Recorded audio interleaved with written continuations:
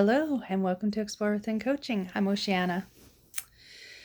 So after my last video, BDSM and sexual healing, somebody reached out to me and asked that I go a little bit more in depth into the different tools that I talked about, such as consent, negotiation, communication, and aftercare. And I thought that would make a great video series, so I'm going to do that. And today we're going to talk about the fact that there is nothing sexier than consent. And it's something I'm quite passionate about. So as a reminder, consent is freely given, revocable, informed, enthusiastic, and specific, or FRIES. And so just a little bit about that. So freely given, what does that mean? That means that nobody has been coerced, manipulated, threatened. They freely said yes to do all the sexy stuff. Revocable means that at any time that the yes becomes a no, they can say so. The moment you can't say no, and the moment it's no longer revocable, the moment it's no longer consensual. So just something to keep in mind. And it doesn't matter how far you've gone or how close you are to the finish or how frustrating it might be to stop. The moment it is not revocable, it is no longer consensual. And that's important to know. Informed. If somebody has lied to you or has given you misinformation, then it's not informed consent. And again, it can fall into non-consensual. It's important that you have all the facts. And so the more information you have, the more consensual or the more consent you're able to give. Enthusiastic. This one's important because if it's not a hell yes, then it's an absolute no. What does a hell yes look at? Yes, let's do the sexy thing. That's hell yes. This is not, yeah, I guess.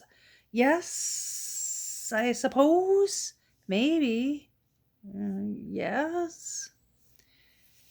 In every case, the answer was yes. But in none of those cases was it an enthusiastic yes. And therefore, it was an absolute no. Again, if it is not a hell yes, it is a no. Specific. We can consent to certain things, but just because we consent to certain things doesn't mean we consent to everything. And I like to take this one out of the realm of sex and put it into the realm of borrowing a car. So if my friend comes to me and says, hey, I'd like to borrow your car on Friday for 3 hours. That's very specific. And I can consent to that. And I say yes. So Friday comes, they take the car and they bring the car back, no problem. And then on Saturday, they come and they take the car. And I go out to drive and I realize my car's not there.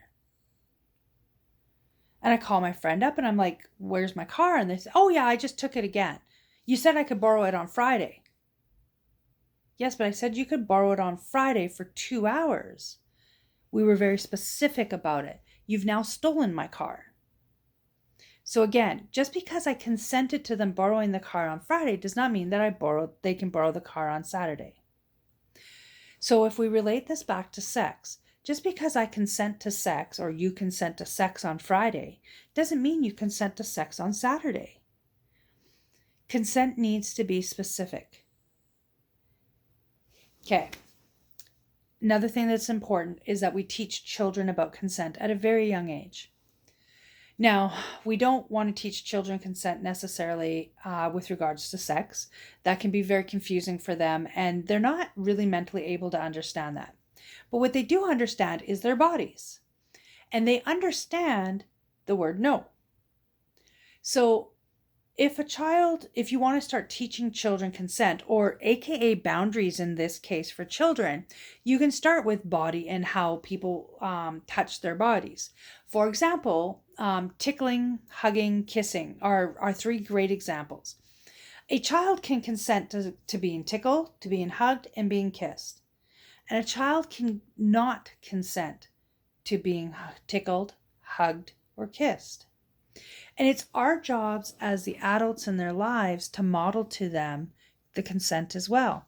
So, for example, if I'm tickling my grandson and he's like, no, no, no, stop, stop, stop, it's my responsibility as the adult modeling to him to stop. It's important that if he doesn't want to give me a hug goodbye, that I don't make it personal. It's okay that he doesn't want to give me a hug goodbye or a kiss goodbye. That is acceptable because it's up to him as to how he wants to have his body touched. And as the adult in his life, it's my job to model to him that it's okay. And what this does is it teaches the children that they have the right to say no. And when somebody abuses that no, they know there are people that are safe to go to tell. And this becomes very important if you are a parent that is concerned about predators, etc., coming into your child's life. And I don't like using fear, but let's be honest, it happens all the time. And when we teach our children that they don't have a voice and they have to allow people to touch them, such as go give Uncle Charlie a hug. No, I don't want to. Oh, come on, you're going to make Uncle Charlie sad. You don't want to make him sad, do you?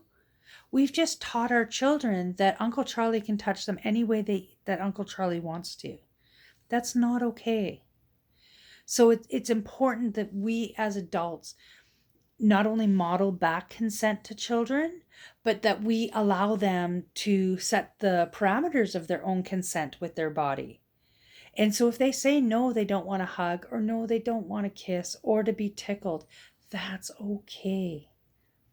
And it's important that you let that child know that you love them regardless of the fact that they don't want to be touched. And what's going to happen is the children are going to learn how to build these boundaries within themselves.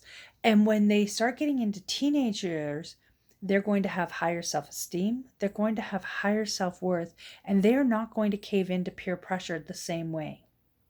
How amazing is that? How amazing is it that we could teach our children to feel amazing about themselves simply by modeling and respecting their consent as to hugs, kisses, and tickles. I personally think it's fantastic. I quickly want to touch on some ways that people cannot consent. If somebody is unconscious, you're unable to give consent. If you are under the influence of drugs or alcohol, you are also unable to give consent legally. If you're under the age of consent, which differs from province to countries, that's something you'll need to look up. And then so if you're under the age of consent, you cannot consent. I don't know how to make that any clearer.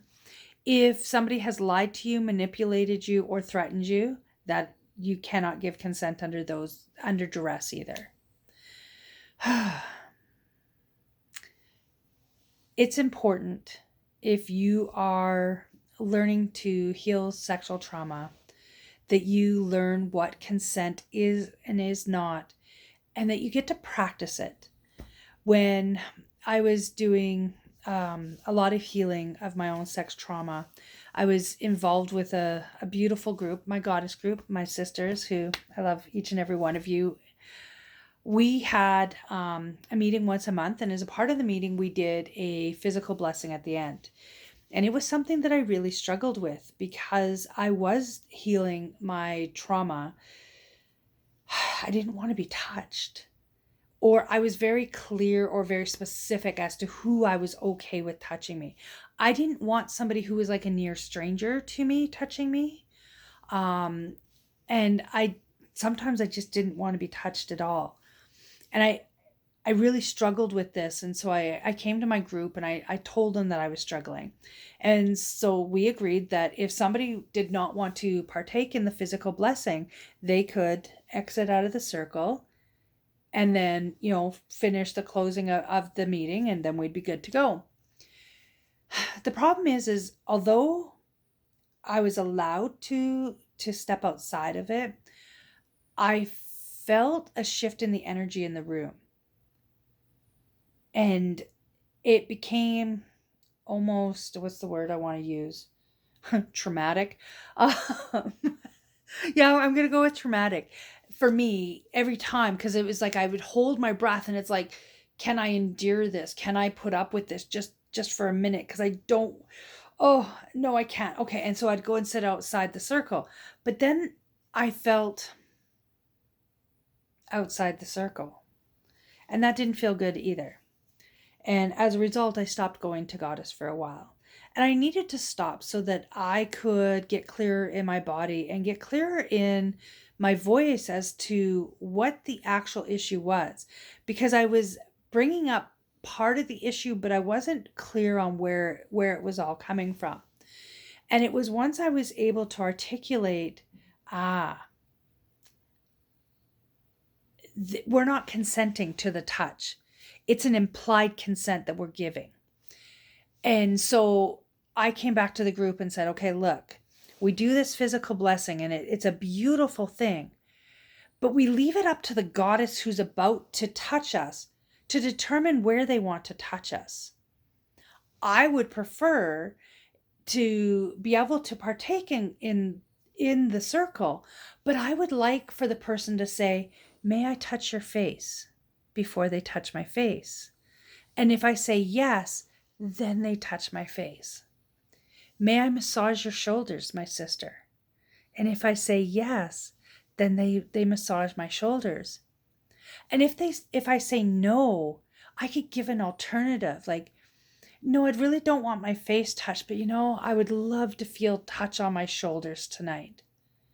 Would you be willing to do that for me? This made physical blessings a dream for me. That just those little, being able to articulate how I needed to be asked before I was touched. And once I could articulate that, I was able to enjoy the touch that was about to happen. Now, in fairness, we're in COVID, so we're not doing physical touch right now at all. In fact, we're not even meeting in person, so physical touch is completely out, unless, we want to touch ourselves. But it's important that we are able to articulate when we want to be touched, when we want to be hugged. And if we don't, just because we're not open to a certain touch doesn't mean we're closed to all touch. And so that's where we get to negotiate and have a little bit of fun and communicate, which we'll talk some more about later. So that's it for me today. I hope you guys enjoyed this video. There's a group called ASPEC, Alberta Sex Positive Education and or Community Center. And they used to sell these t-shirts that says consent is so sexy. And yeah, consent is super sexy, because every time that it's enthusiastic, you get to do all the fun stuff.